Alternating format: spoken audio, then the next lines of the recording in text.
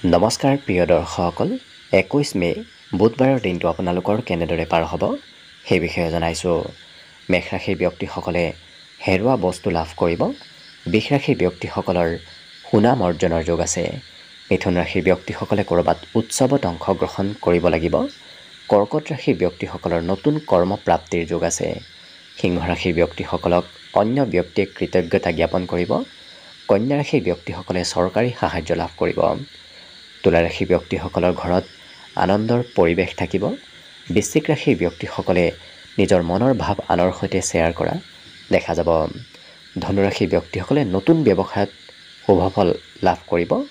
মকৰ ৰাশিৰ ব্যক্তিসকলে ইজনে সিজনৰ সৈতে সম্পৰ্ক বৃদ্ধি পাব। কুম্ভ ৰাশিৰ ব্যক্তিসকলৰ শাৰীৰিক পৰিশ্ৰম অকণমান বাঢ়িব আৰু শেষত মীন ৰাশিৰ ব্যক্তিসকলে নতুন কিবা খবৰ লাভ কৰিব। ধন্যবাদ।